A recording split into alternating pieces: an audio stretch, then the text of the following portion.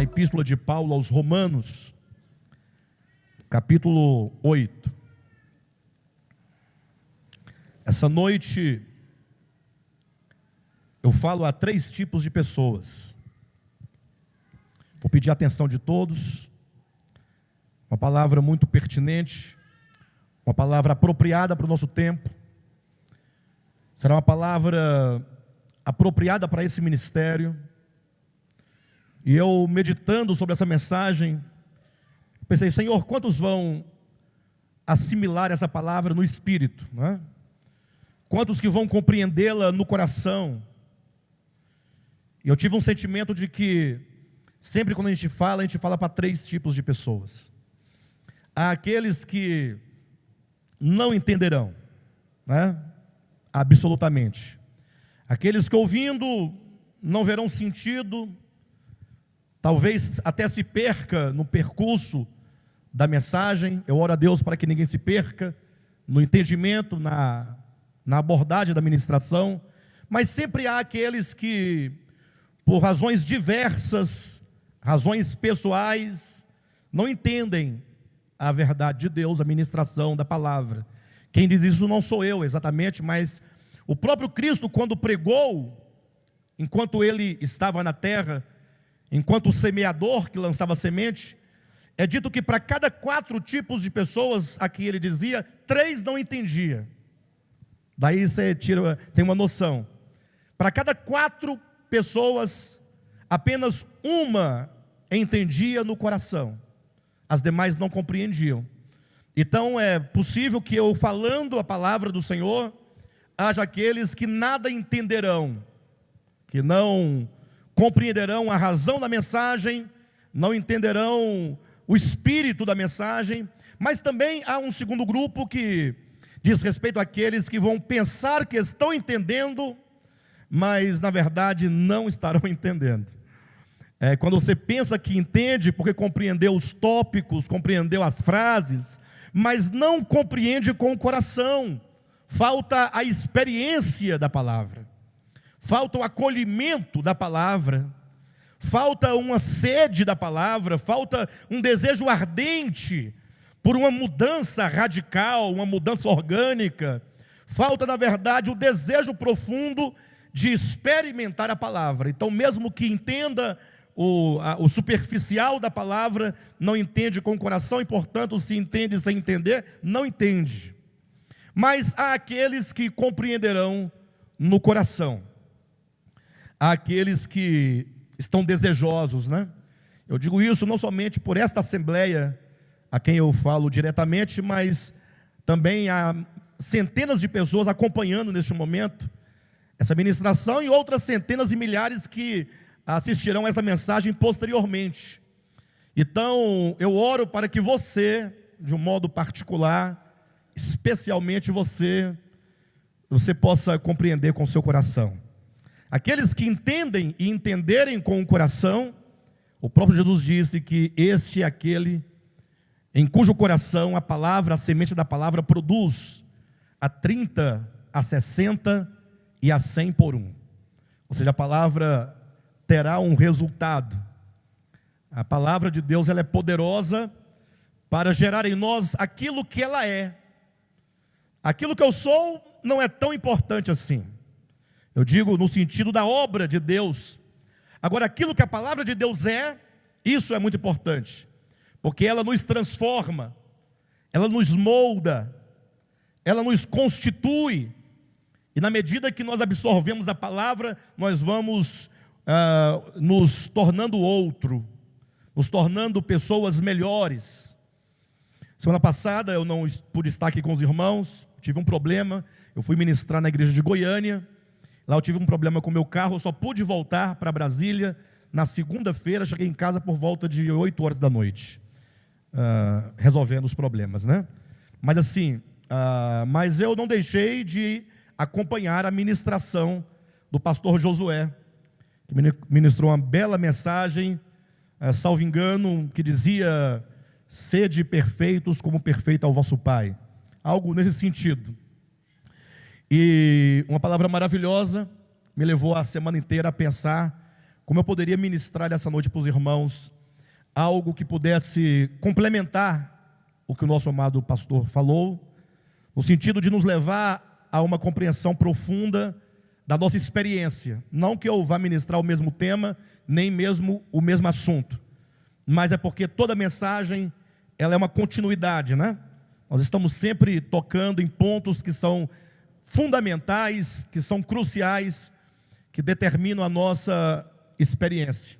Eu até pensava, essa semana me foi uma semana muito difícil, e eu orei muitas vezes, né?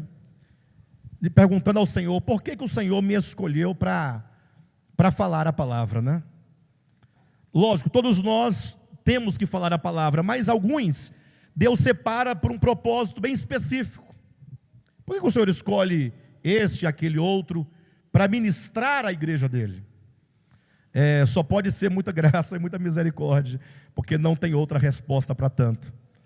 E é por isso que eu descanso no Senhor, em saber que eu estou aqui como um instrumento de Deus, e que a minha condição não é diferente da sua, em nada, absolutamente.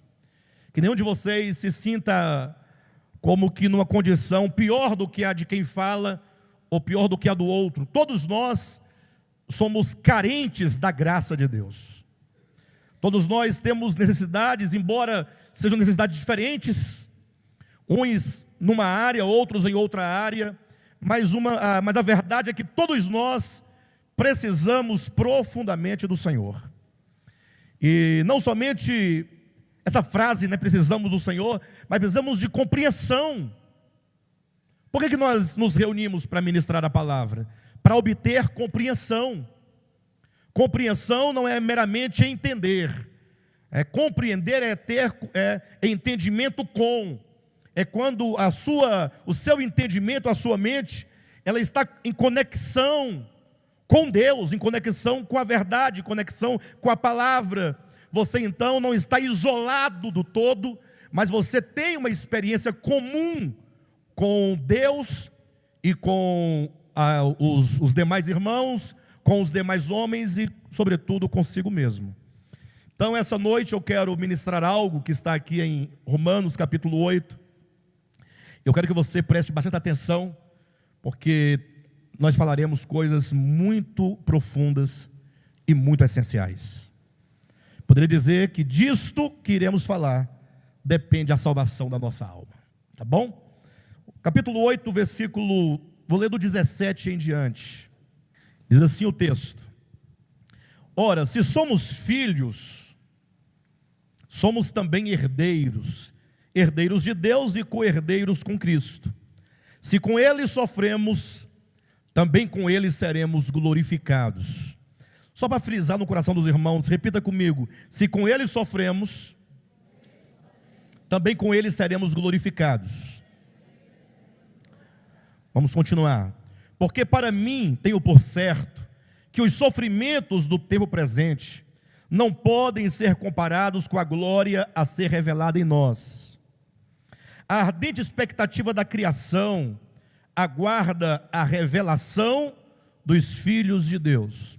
Só para frisar no coração dos irmãos, repita comigo: a revelação dos filhos de Deus.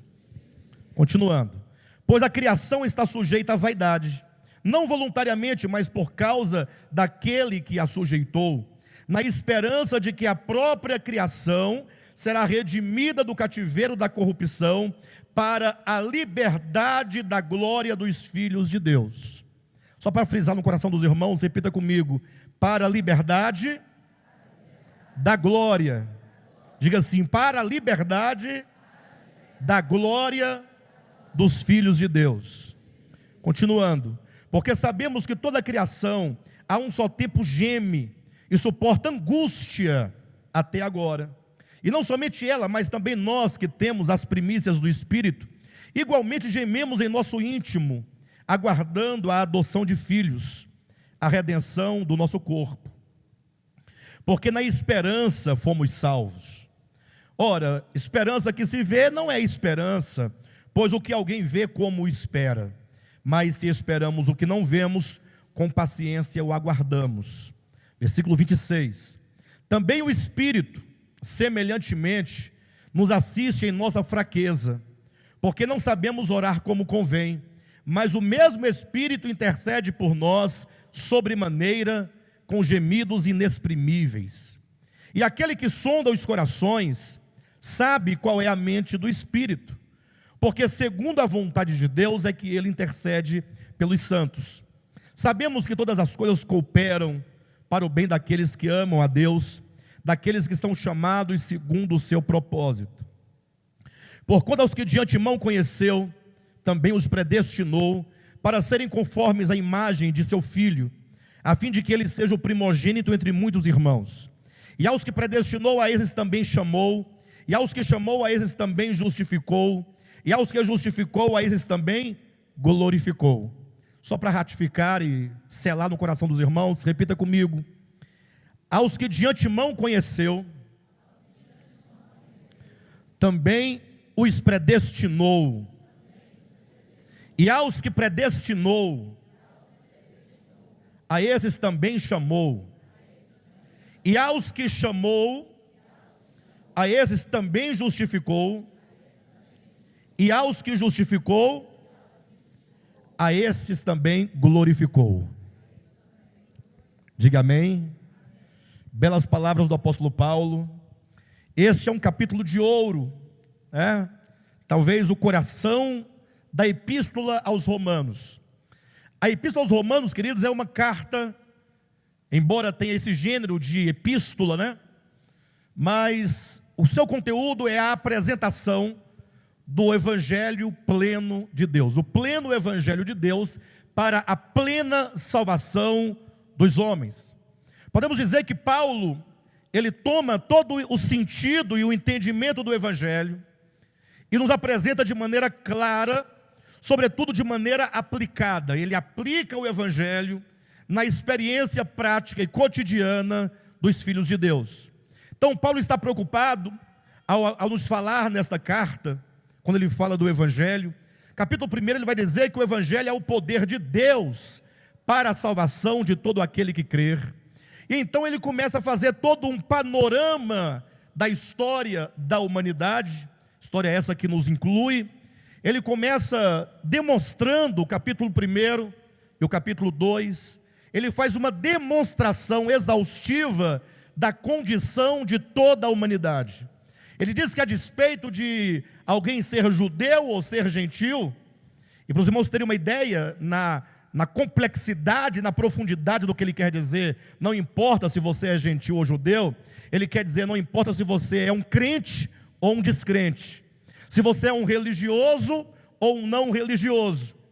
É porque quando ele fala dos judeus, ele fala de um povo eleito, de um povo que se entendia como servos de Yahvé, um povo que se entendia que a sua própria história foi uma história forjada pela soberania de Deus, e que eles foram colocados na terra para serem um reino de sacerdotes para Deus. E quando se fala dos gentios, Paulo alude àqueles que não tinham esperança, aqueles que estavam jogados, errantes, que não tinham Deus na sua experiência humana, que eram adoradores de ídolos. E capítulo 1 e 2 de Romanos, ele conclui dizendo que todos, independentemente, estão debaixo do pecado. Ele vai dizer que todos são carentes da graça de Deus. Capítulo 3, ele começa, portanto, a apresentar o evangelho numa ordem mais ou menos assim. Ele fala primeiramente da obra de redenção, e então ele fala do resultado dessa obra de redenção, que é a justificação. E aí ele diz em seguida sobre a reconciliação. Depois ele coloca no capítulo 6 a santificação. No 7 ele cria um problema para ele próprio vir a resolver. Qual é o problema que ele instaura? Pense comigo. Capítulos 1 e 2, a condição do homem, a condição universal de todos os homens debaixo do pecado. Em outras palavras, se a Bíblia acabasse em Romanos capítulo 2, vamos colocar assim, tirando certamente os evangelhos, aconteceria que não haveria esperança para você e nem para mim, porque o homem nos seus pecados, ele vai de mal a pior. Então ele diz, não, mas Cristo nos redimiu, ele fala da redenção, Ele fala: essa obra de redenção, ela tem o poder de nos justificar com Deus, alinhar a nossa consciência e o nosso coração ao Espírito de Deus, ao Espírito do Evangelho, ao Espírito de Cristo. Esse Evangelho não somente nos justifica, mas também nos reconcilia com Deus. E esse Evangelho nos santifica. Esse Evangelho nos transforma. Ele nos muda. Até aí, maravilhoso, né? Mas aí agora ele entra num aspecto muito prático, porque ele diz: como nós que fomos alcançados por esse Evangelho, ou na ordem, né? Como nós que não tínhamos esperança, e que fomos redimidos, justificados, reconciliados, e agora temos que experimentar profundamente a obra de santificação, como nós vamos viver a vida e a experiência cristã? Porque se você tomar os versículos aqui, capítulo 8, versículo 29 e 30, quando Paulo fala: aos que de antemão conheceu, também os predestinou, aos que predestinou, chamou, aos que chamou, justificou, aos que justificou, glorificou. Veja que Paulo coloca a obra de Deus começando em nós antes da fundação do mundo, nos escolheu e predestinou e nos justificou. E aí ele vai para o outro ponto, dizendo que ele também nos glorificou. Mas entre o chamamento e a nossa justificação, entre o chamamento e a glorificação, existe um caminho. E é isso que nós precisamos entender, este caminho. Como caminhar, como seguir. E aí Paulo, quando chega no capítulo 7 de Romanos, o problema que ele instaura para ele mesmo vir a resolver é o problema da lei. Pastor, mas o problema da lei, a lei, ela é algum problema? Bem, ela em si mesma não tem problema nenhum. Ela é santa, ela é justa, ela é boa. Ela reflete o caráter santo, justo e bom de Deus. O problema é que nós carecemos dessa bondade, dessa justiça e dessa santidade. Então, ele coloca a lei enquanto um problema, entenda, é porque ele quer nos ensinar que toda a experiência dos antepassados que tentaram servir a Deus por meio da lei, só os levaram à frustração. Ou seja, ele quer dizer que quantos decidirem ou entenderem que devem servir a Deus baseado numa lei, numa norma exterior, você vai simplesmente se enganar. Paulo diz: o seu problema é muito maior do que a mera tentativa da obediência de um mandamento externo. Você olha para a lei e você consegue ver ali uma série de ordenanças do que deve fazer, do que não pode fazer. Aí você adquire um conhecimento elementar, rudimentar, de que você não pode fazer assim, não pode fazer daquele outro jeito, que você deve fazer deste modo, proceder deste outro modo. Você passa a ter um conhecimento teórico de como viver, de como andar. E se você decide, portanto, simplesmente obedecer, você vai se frustrar. Leia o capítulo 7 de Romanos, e lá você vai encontrar Paulo dizendo, mostrando a experiência humana, que embora alguns tivessem o desejo interior de cumprir a lei de Deus, havia um problema de ordem orgânica, havia um problema de natureza psicológica, está na psique do homem, está radicado no coração do homem, que é o que Paulo chama a lei do pecado e da morte.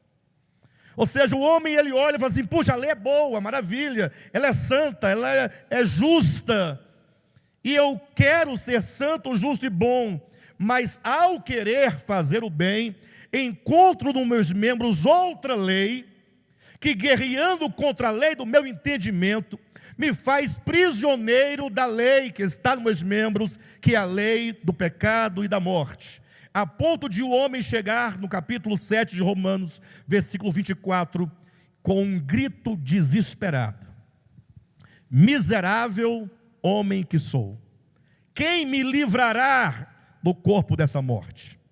Se você lê o livro de Romanos na perspectiva progressiva da revelação, não tinha necessidade alguma de Paulo escrever o capítulo 7, a não ser para que ele corrigisse a nossa inclinação a querer viver para Deus, embora de boa vontade, mas da maneira errada. Ele quer dizer: quantos tentarem viver por meio da lei serão frustrados, não alcançarão o objetivo. E o Senhor me levou a essa mensagem em razão da bela e altíssima mensagem que o bispo Josué ministrou na semana passada. Perfeitos como é perfeito o vosso Pai Celeste. Que alto padrão, um padrão humanamente falando impossível. É lógico que a perfeição que se diz lá no texto não é a perfeição perfeitíssima do perfeito absoluto que é Deus. Não, isso é impossível. A perfeição que diz o texto, que foi muito bem abordado pelo nosso bispo, é a medida do amor. Mas mesmo sendo a medida do amor, ainda isso nos é elevadíssimo. Amar despretensiosamente. Amar sem requerer nada em troca. Dá um desânimo, não dá? Ah, Senhor, não sei. O que está acontecendo, né? A gente tem um desejo, mas quando olha para o alvo tão distante, o pior é quando você se frustra no seu viver. Ah, aí é complicado. Quando você, num momento da sua experiência, procede de um modo, de tal modo, você fala assim: puxa vida, mas ainda estou aqui ainda nesse ponto, ainda falando esse tipo de coisa, procedendo deste modo, ainda me comporto deste modo, ainda me relaciono deste modo. Eu que compreendo a verdade, eu que entendo, eu que prego, eu que ensino, eu que ouço todo dia, ainda estou aqui nesse nível. Aí deu um desespero. E aí então o Senhor me trouxe para o capítulo 8 de Romanos, para nós entendermos então essa experiência. Se você entender cada um dos 4 pontos que eu vou apresentar essa noite, você já vai ter uma luz no fim do túnel. E a primeira coisa que eu quero que você entenda, que você guarde no seu coração, é o capítulo 8 de Romanos, quando diz no versículo 19 e depois no versículo 21. 19 diz: a ardente expectativa da criação aguarda a revelação dos filhos de Deus. Versículo 21 diz que, na esperança de que a própria criação será redimida do cativeiro da corrupção para a liberdade da glória dos filhos de Deus. Então te chamo a atenção para essas duas expressões. Primeiro, para a liberdade da glória dos filhos de Deus, e no 19, a revelação dos filhos de Deus.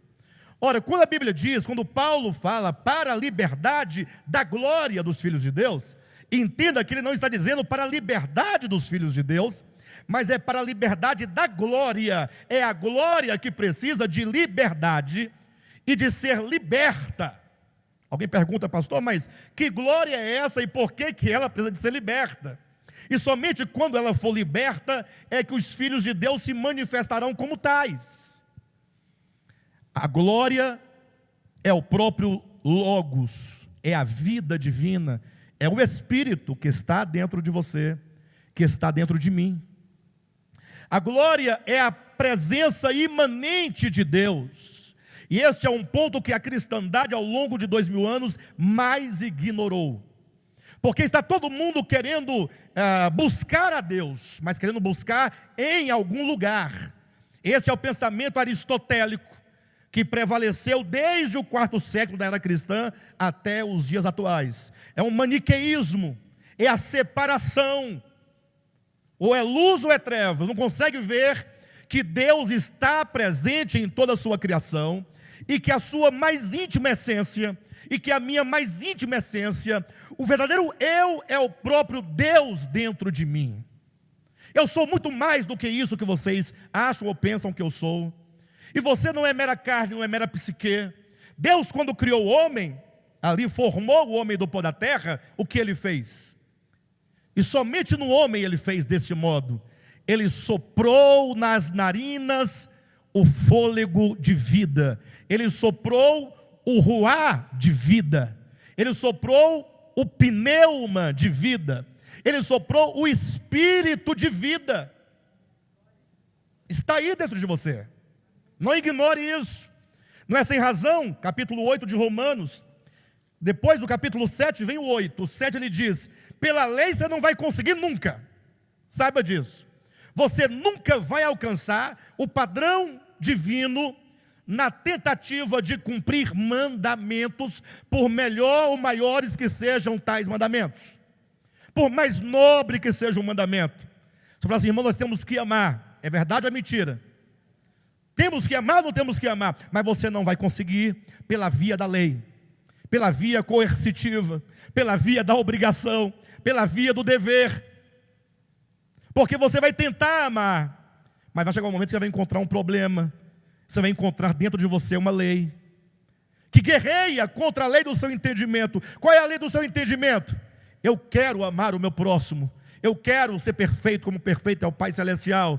Mas há outra lei, uma lei orgânica, ontológica, do ser, do coração, da consciência, que não te permite, porque essa natureza, ou que seja essa lei do pecado, é uma lei de egoísmo, é uma lei severa, é uma lei que é totalmente contra tudo o que se chama Deus. Por isso que após o capítulo 7, quando Paulo diz que você não conseguirá, no capítulo 8 ele começa: agora pois, já nenhuma condenação há para os que estão em Cristo Jesus. Por quê? Por que não há nenhuma condenação para os que estão em Cristo Jesus? Alguém tem uma resposta? Porque Cristo morreu por mim. Seria uma boa resposta, sim ou não? Sim ou não? Seria, ué. Não há nenhuma condenação porque Cristo morreu por mim. Isso é bonito, mas não é tudo, é incompleto. Paulo, você está de brincadeira. Falar que Jesus morreu por mim é incompleto? Não é que a morte de Cristo é incompleta, é o seu entendimento que está incompleto. Porque Cristo não somente morreu, Ele morreu. Diga glória a Deus pela morte de Cristo. Diga glória a Deus pela morte de Cristo. Mas Ele também ressuscitou. E o que tem a ver Ele ressuscitar? Tudo. Porque Romanos capítulo 5, versículo 10. Se pela morte do seu Filho, se pela morte do seu Filho nós fomos reconciliados, muito mais agora. Diga comigo: se pela morte do Filho fomos reconciliados. Vamos tirar o nós. Se pela morte do Filho eu fui reconciliado, muito mais agora. Não, está muito fraco isso, muito mais. Vocês gritaram ontem mais forte para o Flamengo. É lógico.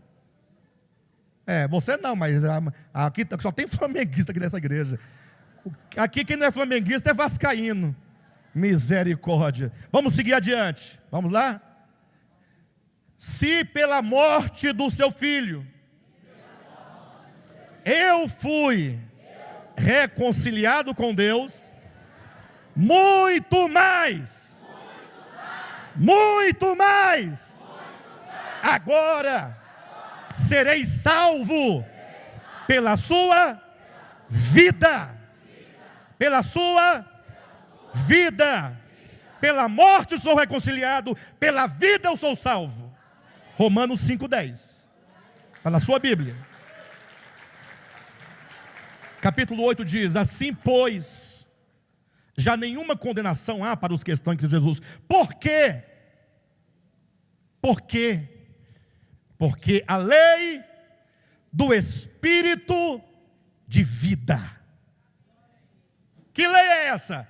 É aquele sopro, lá, quando Deus formou o homem do pó da terra, e soprou nas suas narinas o Espírito de vida.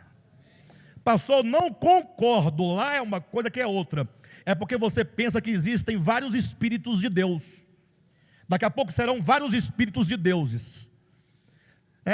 Espírito de Deus é só um. Ele não tem um espírito para gerar no início, outro para regenerar, outro para santificar. É o Espírito de vida, é que nos salva. É Ele que garante o quê? A lei do Espírito de vida te livrou. Quem é que te livra da lei do pecado e da morte? É a lei do Espírito de vida. Pastor, é o Espírito de vida ou é a lei do Espírito de vida? É o Espírito de vida. Paulo coloca como lei, porque ele quer dizer, se você entender que existe uma glória dentro de você, que é o Espírito de Cristo em você, que é o Logos em você, que é Deus imanente em você, se você compreender que Ele está aí dentro de você, essa presença se torna uma lei. O que é uma lei? É invariável. Fatalmente você será salvo. É impossível. Se eu, por exemplo, soltar esse celular desta altura, quantos acreditam que ele vai flutuar? Não acredita? E que ele vai subir? Acredita que ele vai subir? Quem acreditar, eu vou pedir o seu celular emprestado para eu fazer o teste. Me dá o seu iPhone aí. Me dá o seu iPhone, o seu Apple. Eu quero soltar aqui. Quando eu soltar esse celular, ele vai fazer o quê? Ele vai cair. Certeza? E se eu fizer isso lá no Japão? Lá no Pedregal, Piauí, lá em Lima, lembraram alguma coisa? O que vai acontecer? Ele vai sempre. É fatal. Como é que chama? Lei da gravidade. Lei do espírito de vida. Você vai experimentar uma salvação interior, orgânica. Somente ela te liberta da lei do pecado e da morte. Para uma lei interior de consciência caída, lei do pecado e da morte, somente uma lei superior, interior, orgânica, para tratar com os lugares mais profundos da nossa alma.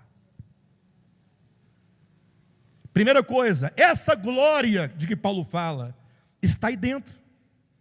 Esta glória que é o Espírito, o sopro divino, que é a lei do Espírito de vida, que é o Espírito de Deus, que é o Logos divino, é o Deus imanente em você. Essa glória que é o reino de Deus está em vós. Esse reino é um reino que foi perdido. Está dentro de você, mas está perdido. E o grande problema é esse, é encontrá-lo aí dentro. Esse reino aí dentro é aquilo que Paulo diz assim, olha, presta atenção, que os homens foram criados para buscar a Deus. E os homens então se põem a buscar a Deus tateando. Tateando lembra alguém que tem um problema visual e porque não pode enxergar com os olhos físicos, ele procura enxergar com as mãos, tateando, com o tato. E vai com as mãos à frente, tentando encontrar. E porque ele não enxerga, quantas vezes você pega algo e você diz, encontrei a Deus, mas não é. Quantas vezes você diz que tinha encontrado a Deus?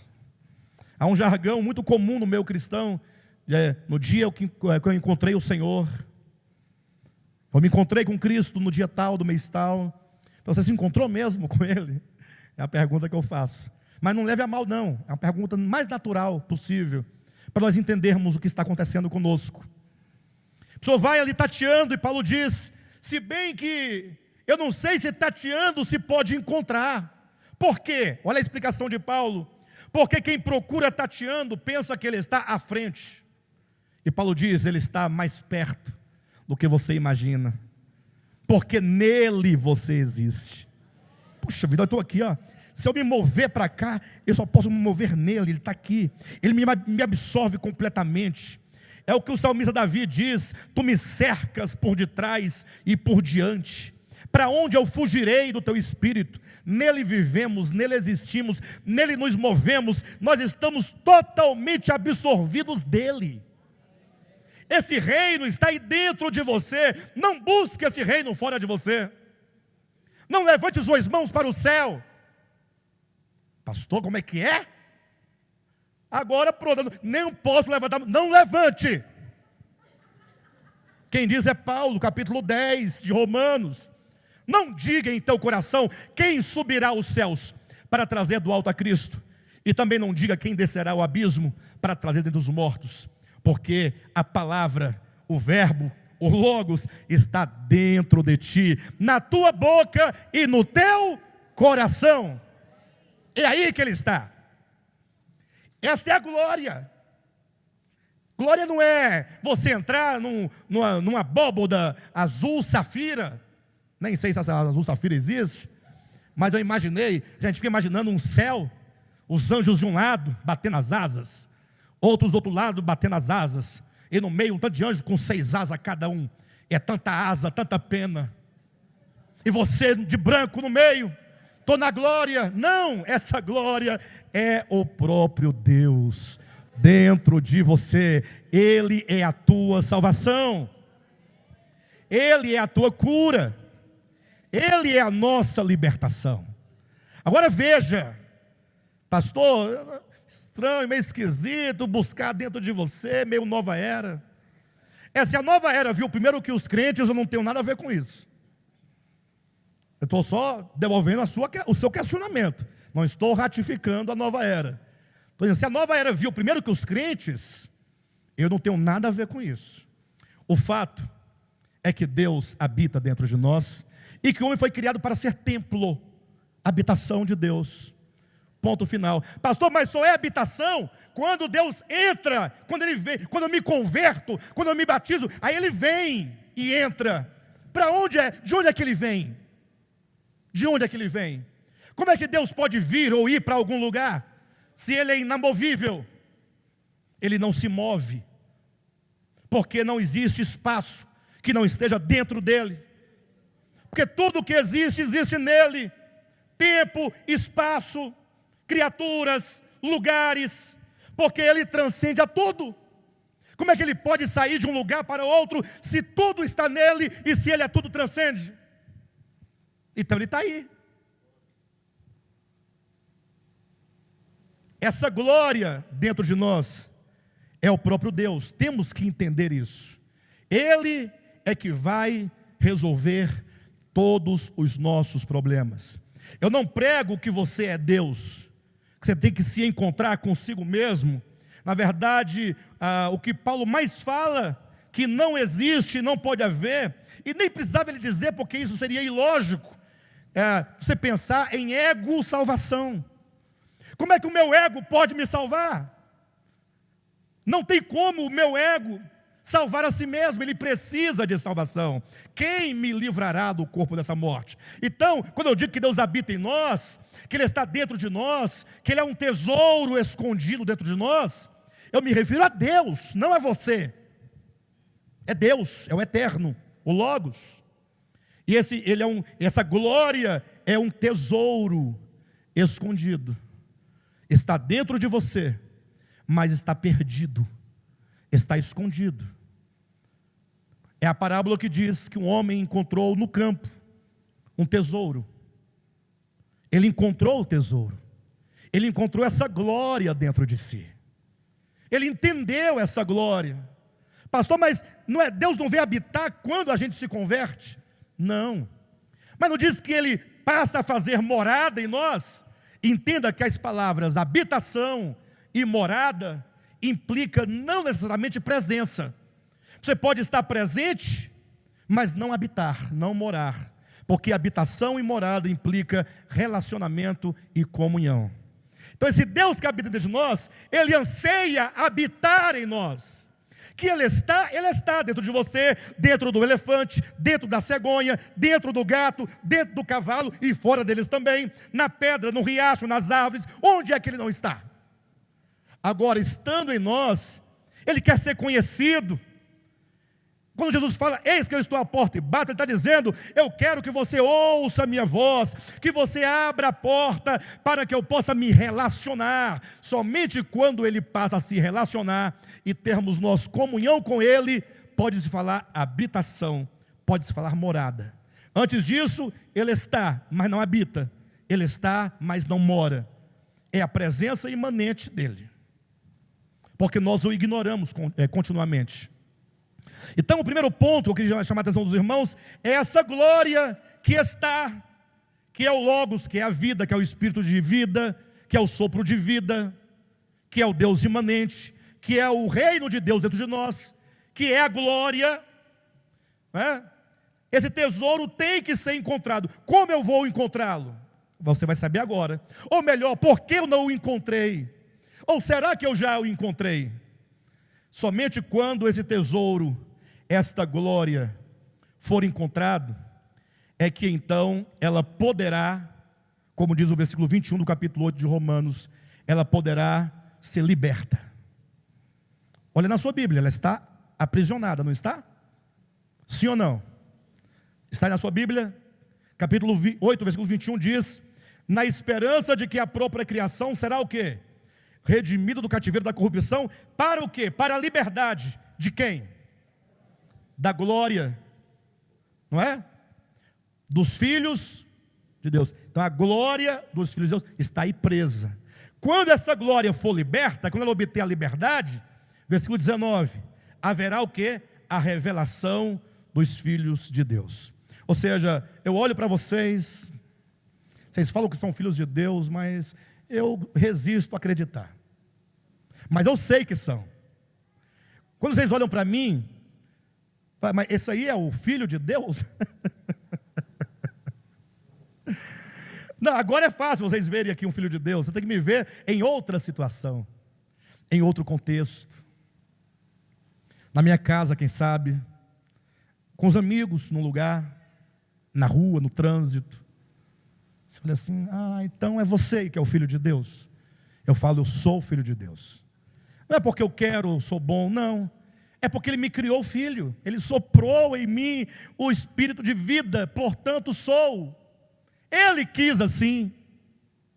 Só que agora essa glória que me faz filho, essa glória que é o Logos que me torna um filho, ela está presa. E ela fala: filho, eu estou aqui, eu quero sair, eu quero me libertar, para que você seja revelado como filho, porque você é, mas você está oculto, a sua filiação está oculta. E o segundo ponto é exatamente por que essa glória está oculta, por que essa glória está presa. O que prende essa glória? Qual é a resistência? Quais são as grades, os grilhões, os ferrolhos que impedem dessa glória sair? Quando falamos de liberdade da glória e manifestação dos filhos de Deus, saiba, estamos falando de modo absoluto da segunda vinda de Cristo. Mas como é a sua Bíblia em português, você vai encontrar segunda vinda, e toda vez que você lê a palavra vinda, você fica: de onde ele vem? Do norte ou do sul? De cima ou de baixo? De qual nuvem? Tem muitas nuvens, ele vai vir nas nuvens, mas em todas as nuvens, em algumas nuvens. Nós não temos essa ideia maniqueísta, aristotélica, sem futuro, ou não temos? Olhando, cadê?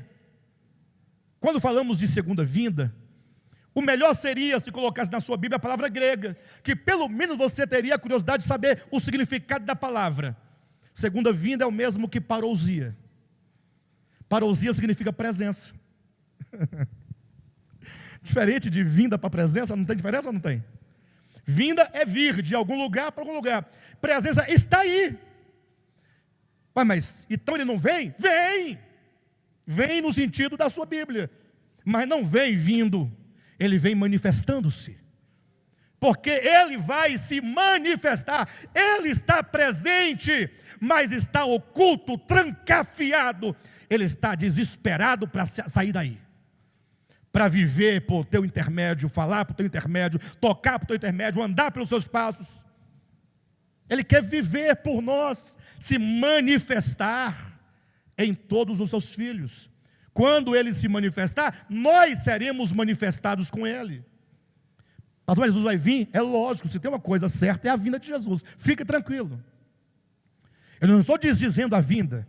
Estou explicando que muito mais do que mero acontecimento histórico e geográfico, é um acontecimento orgânico, que parte de dentro de nós. Essa glória quer manifestar-se, ela está presente, ela quer se mostrar, mas está presa. Não adianta você desejar pela segunda vinda de Cristo, se você não entender que ela só vai acontecer quando aquilo que a impede de manifestar seja quebrado.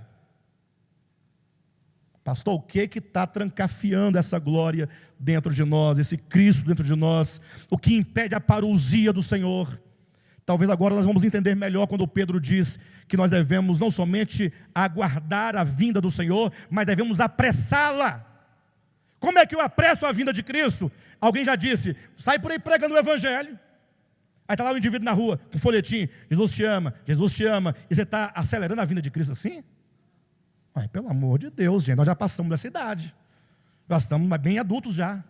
Para pensar que panfletagem traz Jesus de volta. Agora sim, a pregação do Evangelho verdadeira pode trazer Jesus de volta. Porque ela me convence, me mostra um caminho, me abre uma possibilidade.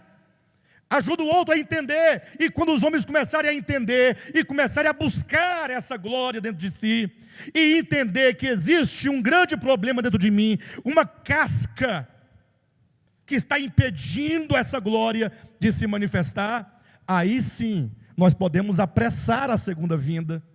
Na medida em que Pedro vai dizer que apressar a segunda vinda é o mesmo que nos arrependermos, porque ele diz: não retarda o Senhor a sua promessa, como alguns a julgam demorada, mas Ele é longânimo para convosco, aguardando que todos se arrependam. É o que Pedro está dizendo. Então a maneira não é panfletando, é se arrependendo. Arrependendo de quê? Para se arrepender tem que compreender. A pior coisa que tem é quando um pai disciplina o filho e o filho não sabe por que está sendo disciplinado. Fica difícil. Como é que ele pode mudar se ele não sabe? Então, o que está bloqueando a manifestação da glória, esse é o segundo ponto, é o nosso ego. O que é o ego? O ego é a mente humana. A mente, a sua psique. É uma mente fora de Deus. É uma mente que decidiu viver por si mesma. É uma mente que falou assim: eu não quero ser dependente de Deus, eu vou viver por mim. E agora, esse ego simplesmente criou uma maquiagem. Ele criou uma máscara. Por sinal, o termo pessoa, em latim, é persona. Persona é uma máscara. Tudo aquilo que eu sou é uma máscara. O meu ego é uma máscara. Ué, e se você não for, você vai ser quem? Na verdade, eu fui criado para ser Cristo. Eu fui criado para que Cristo vivesse dentro de mim, falasse por meu intermédio, agisse por meu intermédio. Paulo entendeu e viveu isso quando disse: logo já não sou eu quem vive, mas Cristo vive em mim. E essa vida que eu vivo na carne, quando eu almoço, quando eu trabalho, quando eu ando, eu vivo pela fé no Filho de Deus, que me amou e a si mesmo se entregou por mim. Então o ego é o nosso grande problema. O ego é tudo aquilo que eu sou, na minha concepção, é aquilo que eu entendo por a minha verdade, a minha justiça, o meu direito. É exatamente aquilo que gera todas as contendas, em todos os níveis possíveis. Jesus não vai voltar tão cedo. Saiba disso. Você viu que para ouvir que Jesus está voltando, né? Quando o João disse isso, passaram-se 2000 anos já. E agora, depois eu estou dizendo, não vai voltar tão cedo. Em breve voltará, sim, mas o breve dele, ainda é muito tempo. Mas por quê? Você está ficando doido, pastor. Tem que incentivar os irmãos, ele está voltando, se conserta. Mas eu estou ensinando para vocês que para ele voltar, esse ego tem que ser quebrado. Por quê? Para a liberdade da glória dos filhos, essa glória tem que sair. E o que impede que ela saia é o meu orgulho, é a minha presunção, é a minha arrogância, é a minha temeridade em viver por mim mesmo. É quando diz lá em Jeremias: é o homem que faz do seu braço mortal a sua força. Mas a culpa não é de Deus. Deus é longânimo para conosco. A demora da vinda de Cristo é longanimidade. Eu já ouvi gente dizer assim: Jesus podia voltar logo agora. Aí mata quem tem que matar logo e resolve. Fala: não diga isso que você vai morrer, meu irmão. Pelo amor de Deus, cala a boca. Porque se ele te atende, você é a primeira a desaparecer da terra, do universo, do cosmos. Para. Você tem que falar assim: que bom que Jesus não veio ainda. Porque ele é longânimo, aguardando com paciência uma reação. Então o que está impedindo essa manifestação é o nosso ego, é o nosso orgulho, é tudo aquilo que eu carrego dentro de mim contra o quê? Contra qualquer coisa. Essa palavra contra não existe no Evangelho. Tem um texto bíblico, me lembrei agora, pastor, que diz que quando entra o Evangelho numa casa, é como uma espada, ficarão 2 contra 3, 3 contra 4 e assim. Não, lá não está dizendo que é nada disso. Está dizendo que quando o Evangelho chega no lugar, ele é luz, não é luz? Aqueles que não têm a luz se revoltam contra você. É essa revolta contra a luz que gera uma separação. O Evangelho é a palavra da reconciliação. Então, há muita divisão. A divisão acontece quando a luz chega, as trevas querem resistir. Mas não que o Evangelho imponha nenhuma inimizade, absolutamente. Toda sorte de inimizade, toda sorte de porfia, contenda, todo ódio, toda gritaria, pertence ao ego. Tudo é ego. Esse ego é terrível, é perverso.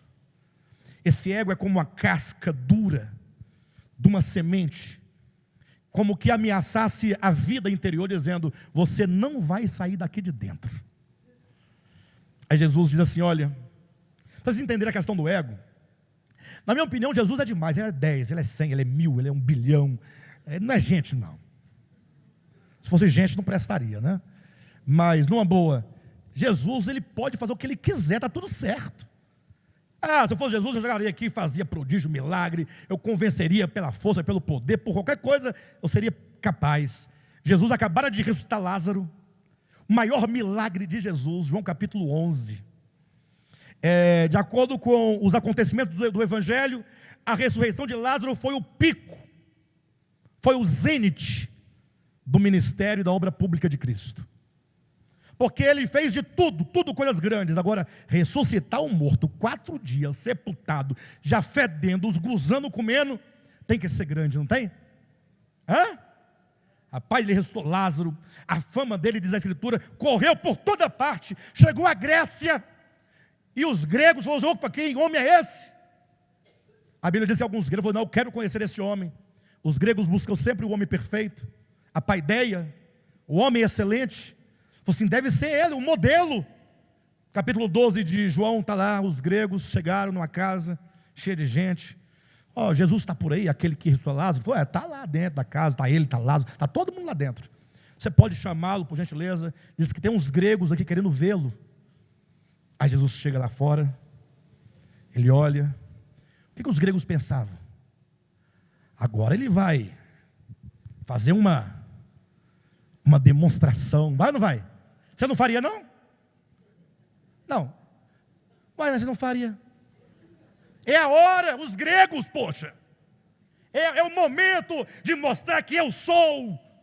E ele podia mostrar que ele era. Ele pode. Aí ele chega, momento áureo, o auge, o pleroma, o zênite do topo. Podia agora. Podia ou não podia? E os discípulos falam: agora vai. Aí ele fala: se o grão de trigo caindo na terra não morrer, ele fica só. Eu imagino Pedro dando uma cutucada em Jesus: para, você está louco? Que loucura é essa? Onde já se viu falar de morte numa hora dessa? O Senhor acabou de ressuscitar Lázaro, está na hora de fazer alguma coisa maior ainda do que já fez até agora. Não, Pedro, você não entende. Quando Jesus fala: eu sou o caminho, ele está dizendo: olhem para mim, é assim que devem caminhar vocês, os meus discípulos. Se o grão de trigo caindo na terra, se ele não morrer, se essa casca desse grão não romper, o grão vai ficar sozinho. João 12, 24. Mas se morrer, se a casca do ego romper, se ela se quebrar, essa vida interior sairá como um germe poderoso, vital, orgânico e dará muito fruto. Em outras palavras, não é possível que você produza frutos enquanto essa casca do ego não romper. Entenderam? Essa palavra, ela foi primeiramente ministrada para mim na semana. E agora eu compartilho com vocês. Estou compartilhando experiências. Então, essa glória que é a vida está presa na casca. Esse ego tem que ser quebrado.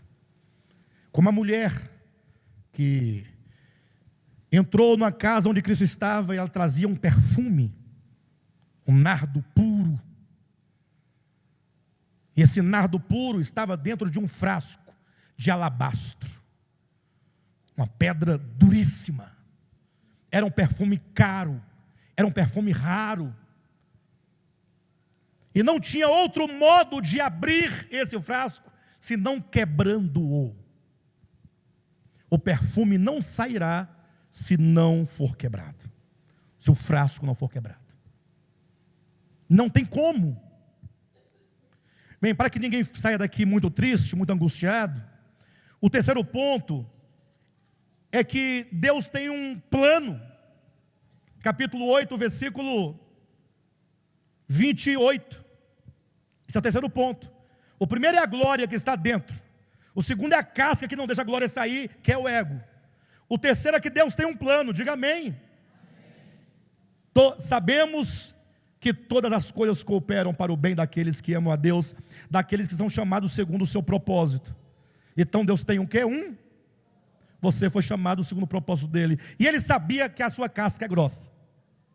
Sabia.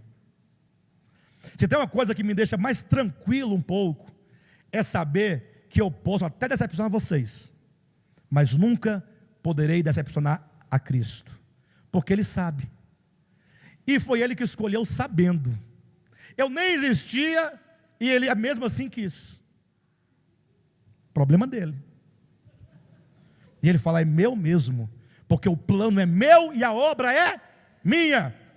Em outras palavras, essa vida é muito mais poderosa do que essa casca de ego que nós temos.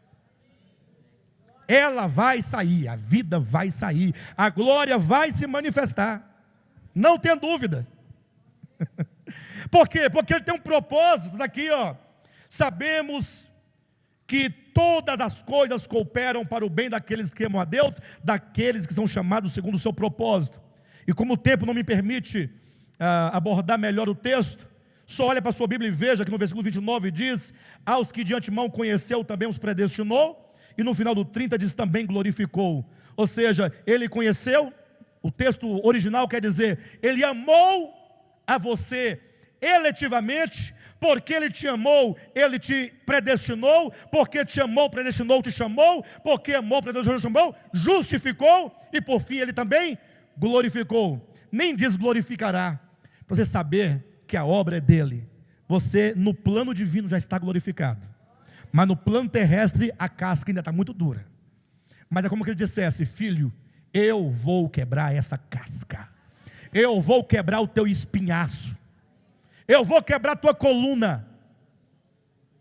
Quebrar a coluna é uma expressão bíblica lá do Antigo Testamento, que quando fala povo de dura cerviz, não se inclina. Irmãos, pensa numa coluna dura minha. Talvez juntando a coluna de vocês tudo aqui, não dá meia coluna minha.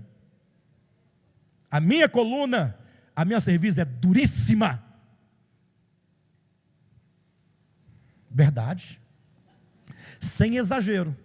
Talvez você ganhe de mim, mas... Não, quando eu falo talvez, é porque a minha cerviz é dura, a casca do meu ego é terrível. Vocês nunca viram um pastor falar assim, né? Ué, mas vocês querem pastor mentiroso? É só ir por aí, aqui não. Ah, pastor, se o pastor é casca dura, eu vou para onde? A sua casca também é dura, o seu. E a nossa casca tem que quebrar. E Deus vai quebrar porque Ele tem um propósito, Ele tem um plano para resolver esse problema. Fica tranquilo. O máximo que você pode fazer é postergar. Ou se você prefere outra palavra, você pode procrastinar. Essa é melhor, né? Procrastinar o momento. Postergar. Adiar, melhorou? Você pode adiar o processo. Igual Jonas, né? Eu falei assim, Jonas, vai pregar em Nínive? Ele falou, não vou. Jonas tinha uma serviço. Sabe por que Jonas não queria pregar? Quem sabe aqui? Ganhamos chocolate. Tá bom, é muito chocolate, é muita gente sabendo. Eu já disse para vocês, Jonas era um profeta de Deus abençoado. O problema é que Deus mandou Jonas pregar arrependimento para uma nação que era a maior inimiga do seu povo. É Deus mandando os iraquianos pregar salvação para os Estados Unidos. O profeta Jonas, um iraquiano. Imagina. Odeia os Estados Unidos, não odeia? A questão política, vocês sabem a história, né? Grosso modo, não que alguém tem que odiar, não é isso não. Aí vem o Espírito Santo e falou assim, o profeta levanta, vai pregar aos Estados Unidos arrependimento. Se eles não se arrependerem, eu vou destruir todos os Estados Unidos. Eu falei assim, eu? Se depender de mim, eu quero é que Deus destrua. Eu quero ver o fogo comendo os bichos. Agora é a hora da vingança. Não vou pregar. Isso é o ego. Isso é o ego. Tomara que amanhã Deus não te mande você à casa de nenhum inimigo seu.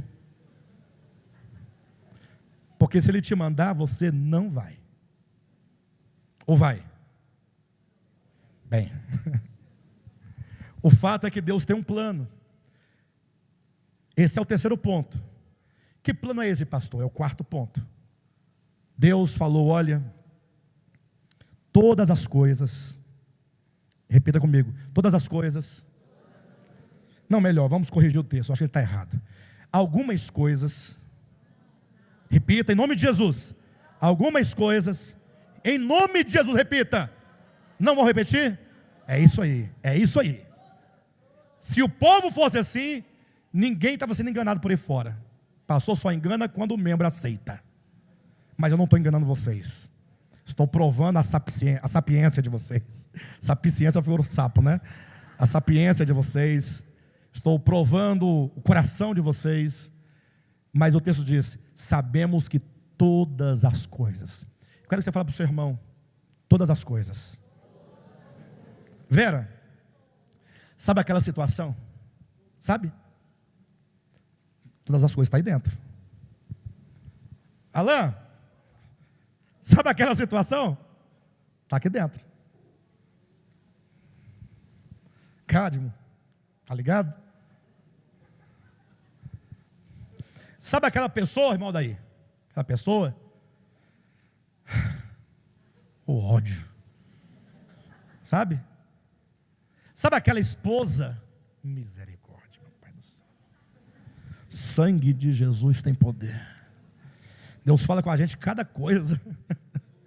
Sabe aquele marido que você fala, eu não estou aguentando mais? Aquele filho, aquele vizinho, aquela pessoa que te deve. Hein, Nivaldo? Sabe aquela pessoa? Você sabe. Você sabe. Por que tanto embaraço na nossa vida, gente? Por que tanto embaraço? Desde o sol, quando é quente demais, ao dinheiro que falta no final do mês, todas as coisas, nada escapa, todas estão aí para cooperar contigo. Todas as coisas. Pastor, mas isso é ruim demais, eu não estou aguentando mais. Sabe por que você não está aguentando mais? O não aguentar mais é a resistência da casca. A casca fala, eu não abro mão. Aí você fala, eu não aguento. Você vai ter um troço. Mas se essa casca quebrar, aí você vai ter um alívio. Puxa vida. Coisa boa é quando você fala assim, tá bom, pode quebrar isso. Mas não pensa que a casca, ela é uma só. A casca é como se fosse um salgado, aquele folhado o nome? Folheado. É aquele salgado de folha, você vai tirar as casquinhas, tem várias. Essa casca tem várias. Cada situação é uma casca dessa. Até você romper tudo, vai demorar um pouco. Então nós temos que olhar para o quarto problema, os sofrimentos. Sofrimento é aquilo que nos faz sofrer. Talvez para você o que eu sofro não seja sofrimento para você. Talvez o que é sofrimento para você não seja para mim. O fato é que nós temos muitos sofrimentos. E toda sorte de sofrimento nos ajudam a encontrarmos esse tesouro. O problema é quando vem o problema. O problema é quando os problemas nos cercam e nós não discernimos. E nós achamos que é o diabo que está furioso. Achamos que é o outro que não presta. Achamos que é o outro que tem que mudar. E aí nós começamos a resistir. Olha o texto, Romanos capítulo 8, versículo 26. Ou melhor, versículo 18. Ou que seja, versículo 17.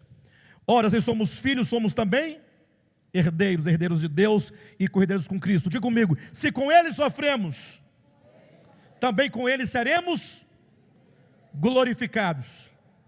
Quem quer ser glorificado, diga amém. Só tem uma maneira de ser glorificado: se com Ele sofremos. O que é a glorificação? É a liberdade da glória dos filhos de Deus. Sabe o que é a glorificação? É a manifestação dos filhos de Deus. Ou seja, você é filho, mas essa filiação, essa vida está presa e ninguém pode ver, e ela quer sair. E para todos aqueles que estão entendendo essa mensagem, só para quem está entendendo, no coração de todos que entendem essa verdade, existe um gemido profundo. Capítulo 8, versículo 23. E não somente ela, mas também nós que temos as primícias do Espírito, igualmente gememos em nosso íntimo, aguardando a adoção de filhos. Esse gemido dentro de todos nós chega a ser uma angústia, chega a ser um desespero.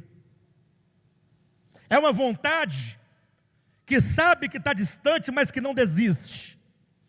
Essa angústia, esse clamor, como diz o texto, né? Esse gemido é o próprio Cristo dentro de nós dizendo: filho, você precisa clamar, Abba, Pai. Dirija-se a seu Pai, volte-se à casa do Pai.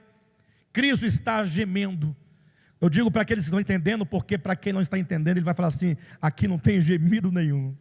Eu falei, é verdade, talvez tenha, mas é porque a casca está tão grossa que você não consegue ouvir a voz interior de Deus que clama dentro de você: Abba, Pai. Todos aqueles que começarem a se aproximar de Deus vão muitas vezes sofrer a dor de não dar conta, vão sofrer a dor de não conseguir, a dor de se ver frustrado porque quer e não está conseguindo, porque na experiência humana as coisas acontecem lentamente, mas é um clamor que é cheio de esperança. E não somente há esse clamor dentro de nós, o 26 diz: também o Espírito semelhantemente nos assiste em nossa fraqueza. Ou seja, nós somos fracos. A fraqueza é a nossa falta de força, de condições de resolver o que queríamos resolver. Às vezes é o nosso ego. A força do nosso ego é a nossa fraqueza. Daí estamos aqui agora, diante da situação, das angústias, dos problemas, das dificuldades, e a primeira coisa que nós fazemos, quando tem uma situação, se formos bem carnais, a gente xinga aquele filho de Belial, né? Alguma coisa nesse sentido. Se formos um pouco mais espirituais, ou um pouco menos menino, não, é o diabo que está furioso. Fizeram macumba. É porque é o mês de agosto. É praga, olho grande, olho gordo. Vamos querer culpar alguém. E se for alguém mais um pouquinho crescido, vai dizer assim: ô irmãos, eu estou numa luta, orem por mim. A tendência é o quê? Ah, Senhor, olha para a tua serva, coitadinha da tua filha, meu Pai, olha como ela está sofrendo, Senhor, tira o sofrimento dela, ainda que o Senhor tenha que ceifar aquela vida para libertar a tua filha, ceifa, Senhor, aquela vida, ou coloca no leito de dor, no leito de enfermidade. Então não é assim não. Quantos aqui nunca oraram para Deus tirar um problema da sua vida? Agora você pensa que Deus permitiu aquele problema para Ele ficar rindo de você? Nunca. Ele permitiu aquela dor porque Ele gosta de ver você sofrendo? Ora, se Ele é um pai amoroso, que dá o melhor para os seus filhos, por que Ele permite a dor no seu filho? A dor que Ele permite é a disciplina do pai que ama, porque todo filho é disciplinado pelo pai. Todos os nossos sofrimentos são disciplinas de Deus. Não que Ele impôs, Deus não impõe nenhum tipo de sofrimento. Os nossos pecados, o nosso ego atrai toda sorte de sofrimento, e Ele, tendo o poder de nos livrar, diz: filho, você precisa. E você foi quem atraiu para você esse problema. Esse problema foi você que atraiu. O seu ego é como se fosse tem uma palavra melhor que imã, que atrai. Eu não vou lembrar a palavra, mas o nosso ego atrai essas coisas todas. E então, quando você fala: ah, Senhor, tira de mim um problema, olha o texto: também o Espírito semelhantemente nos assiste em nossa fraqueza. Ou seja, Ele está te assistindo, mas não é te assistindo sentado no sofá como quem assiste televisão. Ele está te prestando assistência. Aí você pode pensar: ah, muito engraçado, eu aqui sofrendo e Ele me assistindo. Assistir, prestar assistência. Ele está contigo. Quando você pensa que Ele não está, lá Ele está, vendo tudo, acompanhando tudo. Ele sabe de tudo. Ele nunca te abandona. E quando você ora: Senhor, tira esse sofrimento, o Espírito Santo faz uma sondagem no seu coração, na sua experiência, na sua história. Ele fala: tá bom, eu vou lá para o Pai levar a sua oração.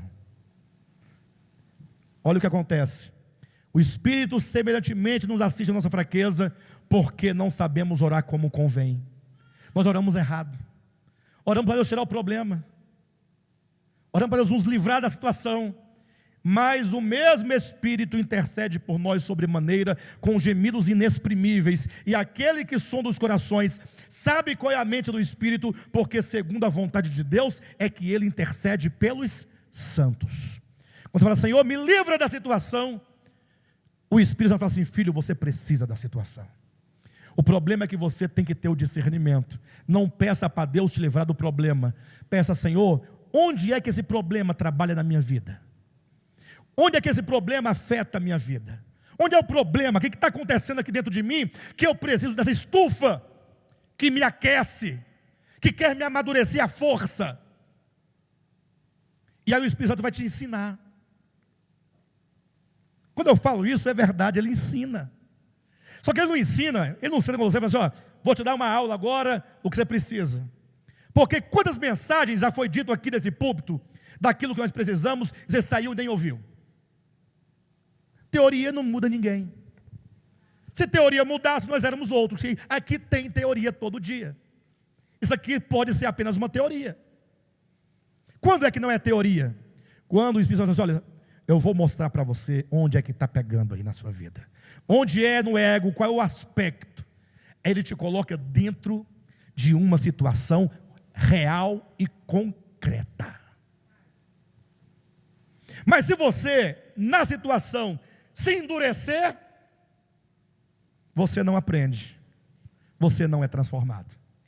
Ele fala: filho, você vai ter que ser submetido novamente, outra vez. Por isso que você está aí com 30 anos no mesmo problema.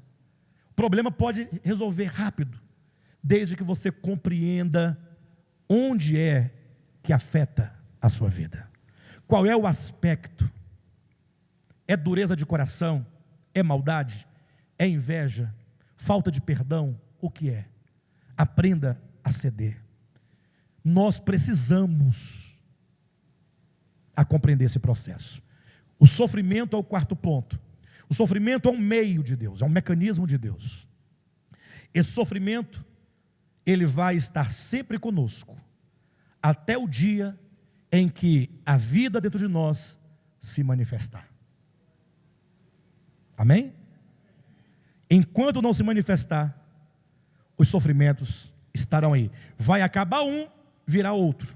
Esse é o meu encorajamento a você. O sofrimento, ele faz parte do processo de purificação.